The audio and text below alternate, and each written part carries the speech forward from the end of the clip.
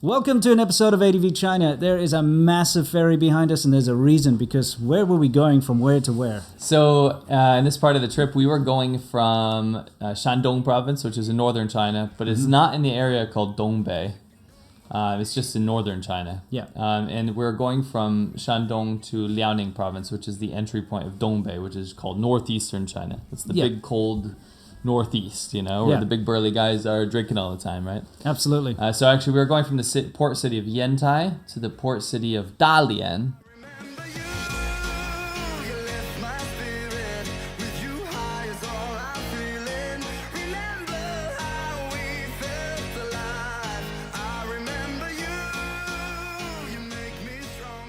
Yeah, Dalian. Yeah. And Dalian's a place that we had been multiple times. Dalian's very famous. It's a very well-known city. Yeah, incredibly well-known. Don't think of it as some hidden gem. It's like one of the top 5 tourist destinations of China. Especially with Russians. There's a lot of Russians go there. And they've actually, got nice beaches and stuff. Yeah, and when you're there, a lot of people will try to speak basic Russian to you because they'll think that you're a Russian. So, it used to be a Japanese territory from Manchukuo puppet state that was put in there. And then also it was a Russian-developed territory. So there's a lot of influence from both Japan and Russia. It's quite weird. Yeah. And actually, when I went, when you see the old guys playing music in the park? Yeah. They always play old communist songs, and that still happens there. But I actually heard them playing some Japanese songs, but singing them in Chinese. Which is really interesting. Yeah, that's cool. Anyway. Yeah, so basically what we've got here is, I'm going to start us up. You can see us riding into this big ferry here. I'll make us small over here. And of course, this thing is massive. It's like a city inside there. I'll just go back to that actually for a second. When you get in, So what you see is you can see us actually riding into this ferry here. And it's just massive inside there. It really looks like its own city. Yeah. It's crazy.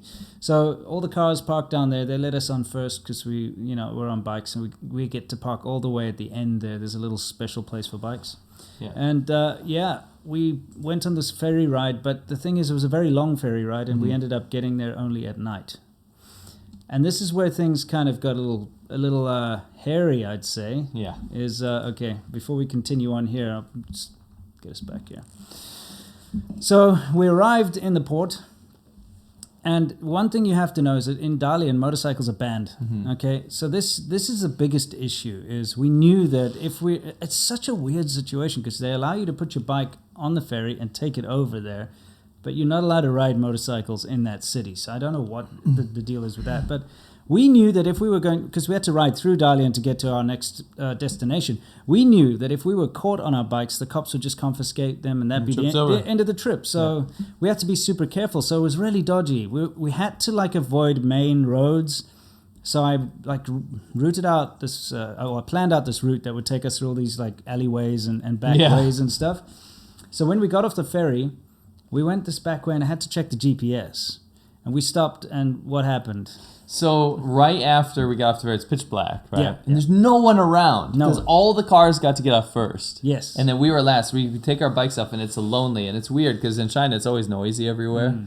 But for some reason in this port area, it was dead silent. Yeah. Barely any street lights, right?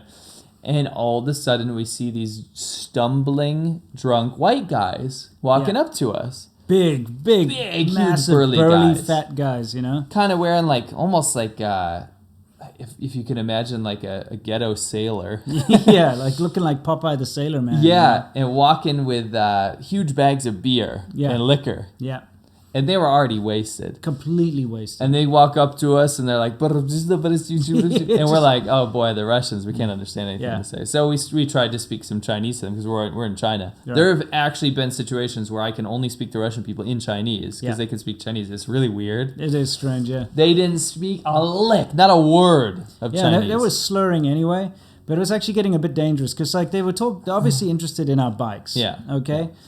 But we couldn't speak to them. They couldn't speak to us. No, and they were getting frustrated. They were kind of getting frustrated and a little aggressive in a way. First, they're looking at the bikes. And the one guy tried to push me off my bike because I think he wanted to have a ride. Right. I think he was drunk and he was probably under the impression that he would be able to just hop on my bike and try it out. Yeah, they're not going to steal it. No, they just wanted to F around. But it was really difficult. It was a dodgy situation. Right. And it felt like they were about to get physical and start punching us or something. You can imagine, like, it wasn't anything to do with the fact that they were Russian, but it was those situations where someone's so drunk and they expect you to be able to communicate. Yeah. And so they're always around people that they can talk to. Sure. And we don't speak any Russian. So here they are, so blind drunk, looking at two white guys. They expect like, to be able to, you know, whatever. And what is that? You know, like, you know, when you speak slowly, condescendingly to people, they were doing that to us. They're like, and we're like, we don't know what you're saying, bro. We're like, oh, nice to meet you type thing. Yeah, like, we gotta go. Dude, we gotta get out of here, man. Like, we were kind of like, they were like topsy-turvy drunk. Yeah, the problem is, like, the way they were situated, the one guy was standing in front of our bikes, the other guy was like trying to it was really difficult, so we just waited for the right moment where we could kind of like, see ya, and we got the hell out of there.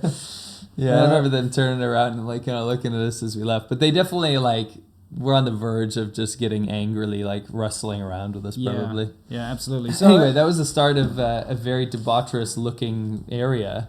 Yeah, I mean, obviously this is the port area, right? Yeah. So there were a lot of brothels all over the place, and we were riding through this area, and I think we do have to set up the fact that there's brothels everywhere. Yeah, but in China, in particular, because it was a port city, they're everywhere. There's a very strange situation with that in China. You know, pornography is banned, and the government likes to put out this idea that China is very moral and clean when it comes to anything to do with the sex industry. But it's actually the worst in the world I've ever seen. Yeah, hands down. In anywhere. I mean, obviously something like Thailand where it's a sex tourist industry, that's a bit different. But this is for locals. Yeah, but I'm just saying, like, in general, prostitution is a huge part of Chinese culture and society. It really is. It's all business deals, you know, and always involve going to the KTV and the brothel. Just a night out with the boys usually ends up in one of those places. You always get invited to them. And it's everywhere. It's in your face. Cards, it's uncomfortable as well. Cards advertising prostitution get shoved under your door at hotels and, you know, all this. I'll tell you what, I say uncomfortable because the people in China, if you're doing like business stuff or you're meeting people, they don't understand why you wouldn't want to do that. So Winston and I are always the guys standing outside waiting for everyone to finish. It's like, dude, I've got a girlfriend, you know. Right, it's like I'm married, you know, I'm not going to do this. And it's always like a little bit of a break in trust. Yeah. Because they're like, why would you not do that? Why wouldn't you do that? Yeah, exactly. Anyway, so the point we're telling you this is you do see them around. And they have different guises. Sometimes they're massage parlors. Yeah. Sometimes they're hair salons, you know. Sometimes up north, it's typically hair salons. Yeah, they call them rest centers. Yeah. You know, there's all these different bathhouses. Yeah, bathhouses. Have a floor where they do that. Karaoke bars. Yeah, it depends. Like they have different guises because, of course, it's still illegal, so they have to have a front. Right. But it's an open secret. Everybody knows. The cops go. Yeah. The cops will tell the one their favorite place that they're coming to do a raid. Yeah. So that they can prepare ahead of time. So that kind of thing happens. Anyway, the fact of the matter is we've been driving through this dodgy area for a while. So I was like, you know, we should probably film some of this to show people what it's like. So, you know, that's where this is. I told you, hang on, like, turn on your GoPro. Your GoPro had run out of battery, unfortunately. Well, we had yours. Yeah. So anyway, we I'll show you what's going on here. See in the background there? Yeah, Chunggang Yongping. So Chunggang means adult. Yeah. So it's like adult products. Yeah. Yongping means it's like dildos and stuff. It's kind of like Yong is use and Ping is like products basically. Yeah. So it's like using products. So it basically just means adult products. Yeah. You know. Yeah. And we've filmed it before, but it's usually they've got vending machines in there which sell all sorts of like fake genitalia of all kinds. Like blow-up dolls. Yeah, weird stuff like that.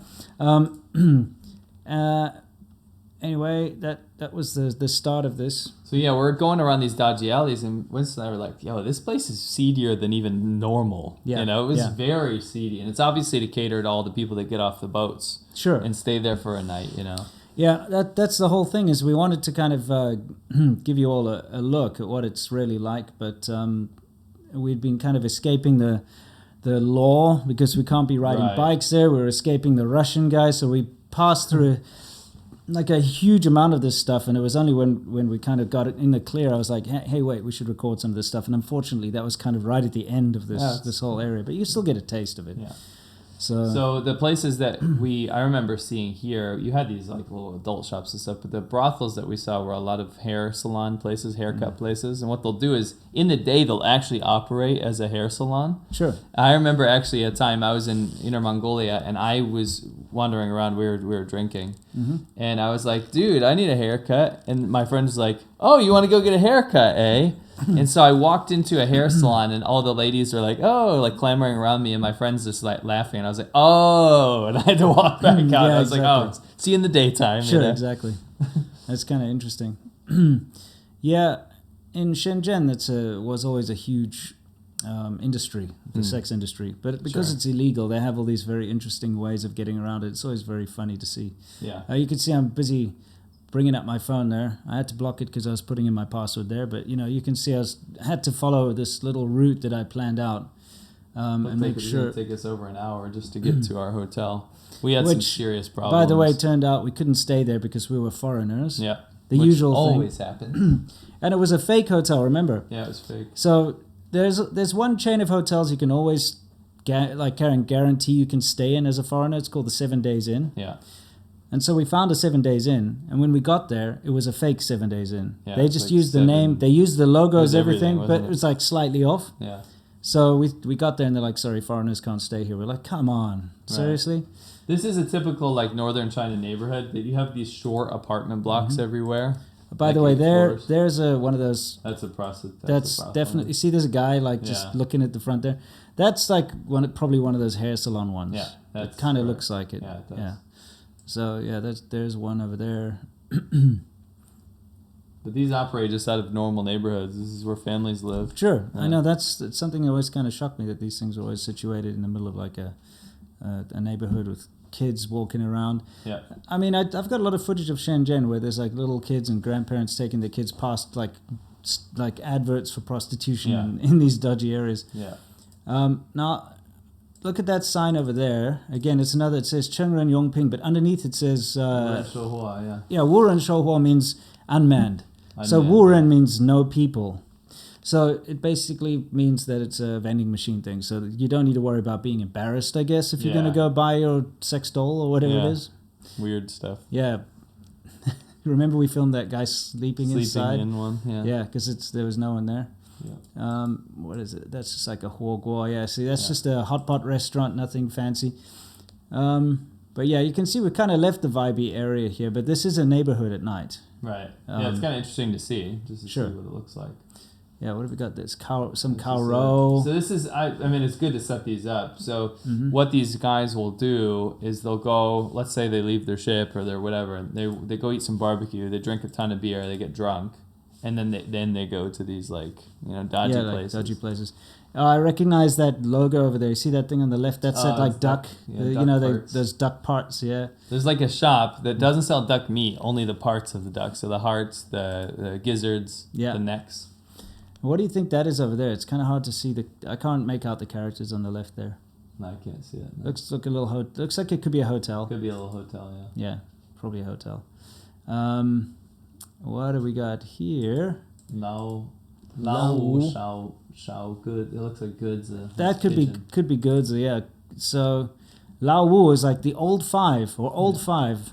So old five, I guess roast pigeon. Well, I know there's actually a dish, a roast pigeon special type of dish up in Jilin, which is just north of here, so it makes sense. Probably roast pigeon. I mean, look, you get those goods at restaurants and all over. It's actually like a kind of a thing. Oh, I actually I really like it. Yeah, I got some good good footage. They bring you like this like, it looks like, high tea, high tea when you have it in England. Cage. And they put it down. It's got different layers. You will normally have cakes, but in this one, it's got like the pigeon head on the top, the pigeon body in the middle. It's kind of it's bizarre. It doesn't taste bad at all. No, the pigeon's quite nice. And it is also a specialty in Shenzhen, by the way. Yeah, it's Guangdong. Yeah, it's a Guangdong. Yeah, it's a Cantonese dish. Cantonese, yeah. Well, that's what we've got over there. I got anything else that I can? Oh, it's so hard to see with this blurry junk. Yeah. Whatever. Very dark out. These dark, quiet areas, it's a different, I can't explain, it's a very different vibe than most Chinese places at night, which are usually quite alive. I also found that up north, things don't stay open as long. Like down south, maybe it's because it gets cold. Yeah, it's freezing half the year. Think about it. Lack of internet security got you down.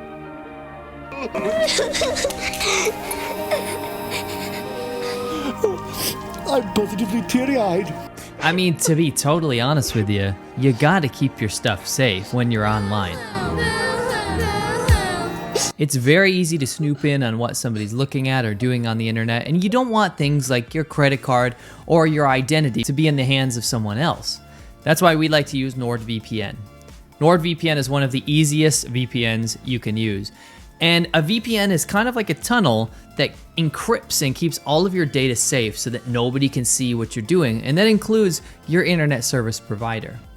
NordVPN is one of the easiest to use because you can hop around to different servers from around the world, and actually that opens up a huge part of the internet for you. So for example, if there's something that you want to watch that's only available in Japan, just hop over to the Japan server and you can actually watch that content. So not only does it open up the internet to you, but it also keeps all of your data safe.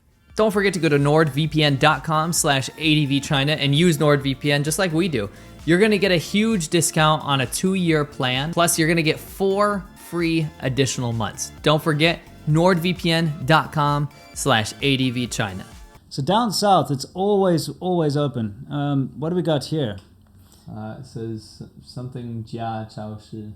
That, I mean, it's got 3 fires. So it's probably flames, I guess. Yeah, I guess. And then, Jia means good. Yeah. So let's just say it's Good Flames Supermarket. Good Flames Supermarket. Yeah, exactly. Come get your good flames over here. What else we got going on over here? There's a bank. It looks like some kind of restaurant. Yeah. Yeah, I mean, look, we deliberately went down these kind of back roads just to avoid the police. Yeah. That's where you find all the weird, interesting stuff, though. Sure. It's just right off the main stuff. Yeah. Let's see if there's anything else interesting coming up here. Now, this is obviously a main road that we've come up to, so, Yeah. We were very paranoid here. You have no idea how terrible it is. This is one of the real big issues I have with China, is the fact that, you can be 100% legal like we were. Our bikes are registered and insured. We have our Chinese driver's licenses. But they have these arbitrary laws that motorcycles are banned in specific cities. And it changes all the time as well. So you might drive through a city and it's fine one week. Yeah. Next week you try to drive in there and they're like, nope, and they confiscate your bike. Or you'll see riders and they actually just have local connections with the cops. Yeah. So they ride whatever they want, so you get a false impression. Yeah, so you're like, oh, there's bikes there. Right. I remember once, and this wasn't with you, this is when I bought my CB400, and I met this local biker gang, wherever that was. Fujian. It was in Fujian, that's right. Those days are a little blurry sometimes. It was so much fun. We met these guys. I bought the CB from one of them. I traded them the bike I was riding. It was quite an experience. But then they were like, and we've been riding all over the town. Once I'd bought it, they were like, you better not drive up there or there or there. The cops will take it away from you for sure. Mm-hmm. And I was like, well, what the hell? We've been riding around this whole city and now you tell me that it's... Because the thing is, they were telling me now that you're on your own, basically. Right. So I have enough guanxi. I'm just trying to make out Dodgy these... little shops. Yeah. What is that? Oh, you know what that is? What? That is Golden Mountain Bathhouse. Can you read that? That is a bathhouse, yeah. Can you read that? Yeah. Jinshan. Jinshan Yuchi. Yeah. It's a Yuchi. Yuchi, yeah. That's definitely going to be a kind of a prostitute place. Oh, absolutely. So this is how bathhouses work. I've mentioned this before, but up north, a lot of people don't have showers in their house. I know you might find that insane, but they'll wash their face, right? And then sometimes during the week, we'll go to a bathhouse instead. And the guys will often go, with each other as friends. Yeah. Now, it's not always about prostitution, but oftentimes the bathhouse will have another floor. Sure. So you go one floor to scrub your back, and a dude will gua sha or something. Rub you down, Yeah. Then you'll shower off with your scrape buddies. all the dead skin off of you and stuff, yeah. Then you can go upstairs to the next floor and pay, 50 or 100 RMB or whatever. Depends. And depends. I heard this from students. What they would do is they would blow their lunch money on these basically wank parlors. Yeah, that's quite common. Or prostitution up in these floors. And if they're running at night, that is a front for prostitution. It's super common because, down south, every time I'd go, I used to love going for foot massages. And you get these, it's fantastic. When I first got to China, I couldn't believe it because it'd be like 25, 30 RMB, which is, how much is that in dollars? $5, $6. Yeah. $5 or $6 for a 45-minute foot massage. And that includes they soak your feet and they put hot bags and, and then they sit there and give you get to sit there, you get a free tea or coffee or whatever. It really tastes bad every time. It's like they take instant coffee. They take one bag of that powdered instant coffee and mix it with 5 gallons of water. And then that's what they use as the whatever. But you know what I mean. But you get to sit there, and I loved that so much. So I mean, when I first got there, I used to go almost every night just because it was so cheap. And I was like, this is a treat. This is amazing. But the thing is, half the time you go to these places, you sit down, and they try to start to do other stuff and then try to charge you extra.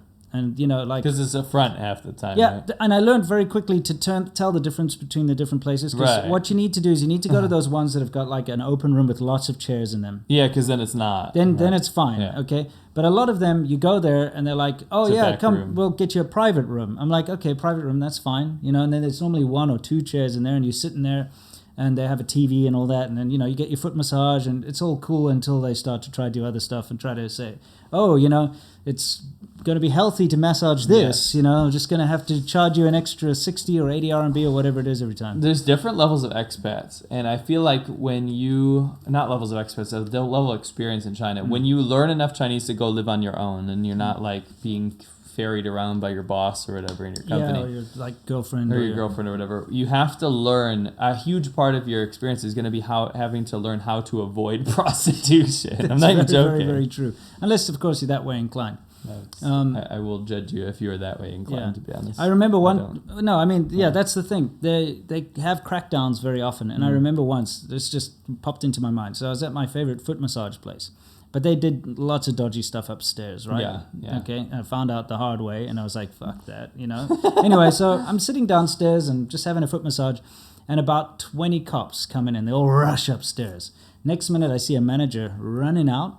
He goes and buys like 20 Wang Lao Ji. You know Wang Lao Ji is that like medicinal thing. He buys about 20 of those, and he runs upstairs, obviously to like give them all one to try and like soften the blow, you know, try to like... nothing's going on here. Yeah, do some guanxi, like, oh, it's okay. But yeah, that it happens a lot. So caution to you guys who want to try and, you know, mess around with this stuff. You can get caught up in those stings and it's over. Not do sex tourism and pay for sex? I think that's morally reprehensible. I'm just, you never know, like, people are people. I'm just going to say there's, you know, people make their own choices in life. You have to be armed with the knowledge to deal with the choices you make, whether they're good or bad, right? Fair enough. Anyway, I prefer they get caught. Okay. Well, I mean, anyway, at the end of the day, this is a bathhouse, and usually you will find dodgy stuff going on there. Yeah. And you get spas and that kind of thing down south. Spas, yeah, that's a southern thing. Yeah, in the spas, it's awesome. I love going to the spas. You get a sauna, you get to sit in these big pools. You know, they got those hot and cold ones and stuff. What is that? I can't make it out. Yeah, it's not that important, I guess. And this is something. It's too blurry. Let's carry on. Yeah, so the spas are really, really cool, and you do get clean ones. You know, it's difficult. It's, you know what? It's really embarrassing because when my parents came over, I asked all my friends because I didn't want an embarrassing situation to happen. I was like, "Do you know any of these places that's just like clean?" You know, and we'd all decided that like this one place is pretty good. It's pretty clean. It's pretty expensive. You can go and get, you know, you can go up there and you can get like a Thai massage or whatever, and they have those scented rooms and you know that kind of thing. Yeah. And it was expensive, so I'm like, this is good. So that's usually a good sign. It's usually a good sign. So I'm like, okay, cool. And I go take my parents there, and my mom gets a great massage. Everything was fantastic. My dad gets a massage. And I was like, awesome. Like, well, how was it? It's like, well, it wasn't that great. She just kept trying to massage my nipples all the time. Because that's what they do. Why do they do that? I noticed that. Yeah, I think that's like they think they're going to turn you on, and then they're going to, from there, you're going to want to have extra services. Maybe I'm broken, but my nipples are not. Don't go near that. For me, it's a massive turn off. I hate it. It's too weird. Anyway, there we got an Arsho Chur place up there. It's a secondhand car dealership. Yep, secondhand cars. It is just gloomy and dark, isn't it? It's very gloomy. And I'll be honest, the headlights on our bikes, just garbage. Might as well not exist. Yeah, just garbage. More for letting other people know that we're there. Yeah, exactly. So they can see us, but we can't really see where we're going. No. This is so out of character for mainland China. Like, it's so dark and so dead. Yeah. Well, no, that's the thing. You get a lot of like bad street lighting in that in the cities, right. But we're kind of on the outskirts of Dalian here. If we were to go downtown, it'd be much different. You know, it would be a different story for sure. But yeah, this is definitely not something that you want to This is also where bad stuff happens. Sure, Like sure. out here. Sure. I mean, you don't want to get stranded here or get No. into trouble out here. No. But we really had to just push on and get out of the city limits so that we didn't have to worry about the police taking our bikes away Yeah. and ending the trip, because it was just starting at this point, you know? Yeah. it Sure, was. we'd done, Shandong, yeah. Shandong, but now we were going to get into the real stuff in Dongbei, which is Yeah. the whole point. And most of Dongbei was fine to ride. Yeah. What do you Dalian think and this stuff. guy's doing stopping on the side of the road? Bad. This is where you see, when you go on WeChat, you see those videos of people stopping people and then they steal their crap. Think so? Oh, I mean, I didn't say that was that guy, but it happens a lot in China. Sure. Especially in these types of areas. Shima Guangchang up there, that's not important. What else have we got here? So, those are just traffic counters up there. And we're getting to like a bigger intersection over here, eh? And every time we hit one of these big intersections, because I'm paranoid we're going to get lost, I would always just whip my phone out, check directions, make sure we haven't gone astray. Because I have to tell you guys, back then, you couldn't use Google Maps without a VPN on your phone, and then it's not very accurate anyway because they've got some, Google Maps is blocked in China, so a lot of the data isn't there. It was kind of annoying. So it's very irritating and annoying. We didn't have mounts for the phones on our handlebars or anything like that for a number of reasons. Safety being one of them, because if you're parked just at the side of the road, someone can actually just grab it off of your handlebars. That happen often. Yeah. So that's why it's annoying. You have to stop, take the phone out, take a look and see what's going on there. Anyway, there's a restaurant over there, it looks like, maybe. Yeah, a little more lively. Oh, look at on the side there. You got a bunch of what look like KTVs. Yeah, I think it KTV. said So that'll be KTV's karaoke. You'll get KTV girls that line up, and that's another front for prostitution. Yeah. Very, very ubiquitous. Yeah, we got footage of that. Remember, we filmed that up in Yeah. Longmen, In Longmen, yeah. in Shilongmen.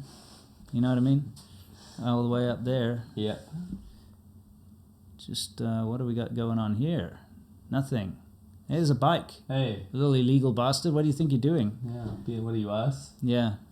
I mean, that's the thing. It's late at night, so he's probably taking a chance. That's when you'll see this kind of stuff. Yeah.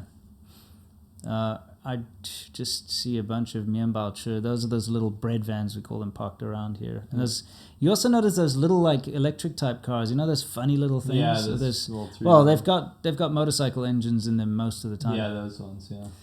All right. So it looks like we're coming up to something over there, and that's just a mall. Yeah. Can you see up there? It's just a mall. Yeah. Yeah. Yeah. It's Shangchang, so it's just a freaking mall. Yeah, it's not that interesting. What is this over here? It is a. Hang on. Yeah, there we go. San Mao Fuzhuang Pifa. So Mao, that kind of Mao is like luxury goods. Yeah. So the three luxury, what? Pifa? No, the three luxury clothing. Pifa, yeah. Yeah. So it's like wholesale. Wholesale. So it's Clothing wholesale. you can get your three luxury wholesale clothing over there. Probably knockoffs. Obviously, it's knockoffs. But But I mean, probably. It is. wonder what the three luxuries are. Maybe like handbags and I don't know, clothing and something. Yeah. Whatever. But you can Whatever get. luxuries are. It's fascinating. It's a clothing wholesale market. What are we looking at over here? It's not exactly, you know what I mean? Yeah. And I'm not seeing much else going on here. Anyway, it was a very vibey, like a different vibe, I should say. Yeah. Kind of dodgy. I'd say. Especially in the beginning, man. Yeah. I kind of wish we turned the camera on earlier. Yeah, we were just nervous. Oh, of course. Oh, what's that? Oh, man. I like that. So it's what, night flight? Yeah, night flight. Yeah. It's KTV. You know, like, means like night, basically. Yeah, xiao is like your midnight snack. Yeah. So it's like a night flight. And it's obviously a KTV. That's what those karaokes look like. Yeah, when you see those kind of lights like that, that's what a karaoke is. And yeah, it depends on the area. Karaoke is just massive. It's equivalent to going to clubs and bars in the West. Yeah. That's where people go to have fun. Yeah. They're not always dodgy, depending on whichever That area. is. This one probably is. It's nighttime. It's very late at night. Yeah. But you get the clean ones like Party World, Tiangui, which is actually a Taiwanese brand, and they expanded. But you get really good ones. And you go in there and you can have a buffet. They have buffet, like a buffet level, and then you go you sit in your private room there. You take your work colleagues or your friends or whatever, and everyone sings songs. It's actually something that's a lot of fun. Yeah, it is. And I used to absolutely love it, but I really hate it now. Why? It's just, it gets too much. Yeah. It gets too much because that's all you ever do. So you end up going. I used to enjoy it like for a few years. Yeah, I used to love it. And you get like, you get to learn how to sing Chinese songs like Tonghua or whatever. Yeah, we know a bunch of Chinese songs. Yeah, we know a bunch from just KTV. from KTV, And you get good at it as well. Yeah. But then it gets super embarrassing because like your Chinese colleagues always like, sing us some English songs. Right. And they've got a list of like 10. So it's like Titanic, Your Heart Will Go On. And there's way more now, but in the beginning. Take Me to Your Heart by Michael Learns to Rock. And, it's like these Backstreet Boys and stuff like that. And you're like, wow, George Michael. They always used to put on, what is that boy band from the UK? Westlife. Oh, Westlife. And I had no idea who Westlife was. And they were so confused because it just didn't exist in America. Yeah. I mean, it sounds like it's coming from the West because it's Westlife or is it Westlife? Whatever the hell it is. They'd always put it on. And I'm like, I learned it. Yeah, I mean, I used to be really good at like Careless Whisper and stuff, because that's all they have. And you're like, and you get so good at it and everyone's like, like going ape shit. And everyone, it's fun you get like buckets of beer and stuff. Yeah. I did really enjoy it. Oh, yeah. I used to love KTV. It used to be like an experience, but after a while, it's like, oh man, it wears on you after a while. Do I have to go? Especially if you're with people you don't know. Yeah, it's more fun with your friends. Yeah, so we got a bunch of dodgy KTVs there. You get the picture, guys. Yeah, you get the picture. There's a whole bunch more over there too, I guess. Anyway, we're gonna continue these trips. We film so much in these different kinds of areas. So so a vibe for China. It's awesome that we can bring you some of our experiences because. Over the years in China, we've spent so much time in all these different places experiencing these things. And when you're living in the moment, you don't think about like, hey, maybe I should record this. Near the end, of course, I got this idea to go out and get a lot of B-roll. So for the last couple of years I was in China, I filmed a shit ton. That's why we still have a massive library, which we haven't even used up yet, of B-roll, of interesting street scenes and people doing things and whatnot. But, when we were out traveling, especially on this trip, we were doing our documentary, right? This was for Conquering Northern China when we were here. And we were so focused on just doing the documentary. So it was like, we got to get here, we got to do this.